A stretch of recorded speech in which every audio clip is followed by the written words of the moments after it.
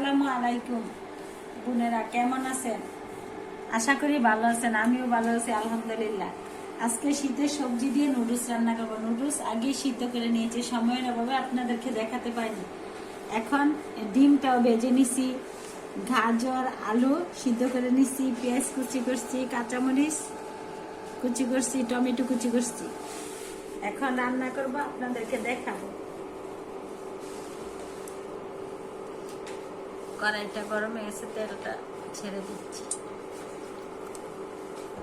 এভাবে কুলা নুডলসটা রান্না করলে বাচ্চারা খেতে চায়, তার জন্য এভাবে রান্না করতেছি।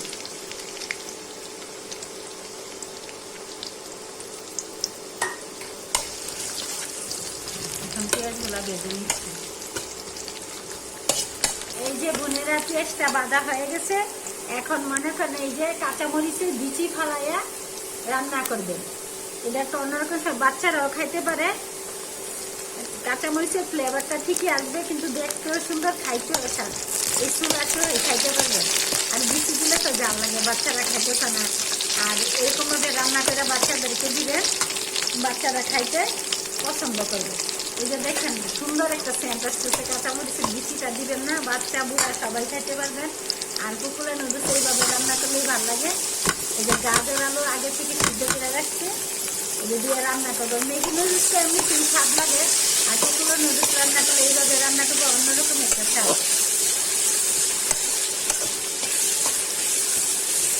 এই যে দেখেন টমেটোর বিচিটা দেখলে বাচ্চারা খাইতেছে না। এই যে টমেটো গুলো আজকে এই যে লম্বা লম্বা করে এই যে বিচি ফালাইয়া এটা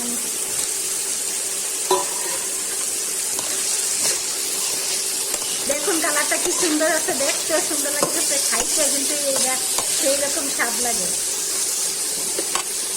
এখন দিয়ে দিচ্ছি টেস্টি সস। সসটা এমনিতে খাওয়া বেশি ভালো না, কিন্তু কুকুরা নুডলসে এইভাবে রান্না করলে কি টেস্ট বেশি হয়। আর ম্যাগি নুডলসটা এমনিতে সব কিছু দেওয়া থাকে, তেলে ভাজা থাকে, ওইটা অন্যরকম আসে। কুকুরা নুডলসে এইভাবে রান্না করলে বেশি তেল দিয়ে ভালো লাগে। এখন আলুটা ভাজা হয়ে গেছে বোনেরা, এখন নুডলসটা দিয়ে দিচ্ছি। গাজর আলু সব কিছু ভাজা হয়ে গেছে, আগে থেকে সিদ্ধ করা নুডলসটা দিয়ে ভেজে নিচ্ছি।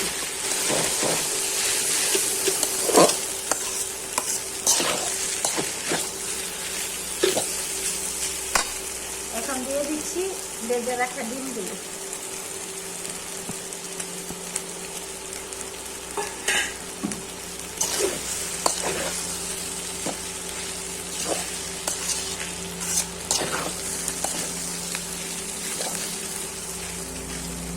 দিচ্ছি 1 প্যাকেট ম্যাগি মশলা।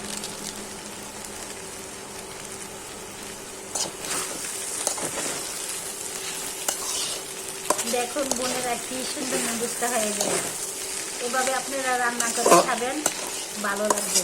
সবসময় বাচ্চাদেরকে রুটি কেক দিবেন না, কুকুরা নুডলস এইভাবে রান্না করে দিলে বাচ্চারা খেতে দেবে। কারণ আজকে তো জাল নাই, মরিচের বিচিটা ফালাইয়া সুন্দর করে কাইটা এরকমভাবে রান্না করে দিলে বাচ্চারা সুন্দর মতো খাবে। সাথে একটা মশলা দিয়ে দিবেন, তাইলে অনেক টেস্ট হবে। এই যে দেখেন বোনেরা, কত সুন্দর হয়েছে। আচ্ছা বোনেরা, ভালো থাকবেন, সুস্থ থাকবেন। আমার ভিডিওগুলো বেশি বেশি দেখবেন, শেয়ার করবেন, লাইক করবেন, কমেন্ট করে জানাবেন। আর আপনারাও রান্না করে খাবেন। আল্লাহ হাফেজ।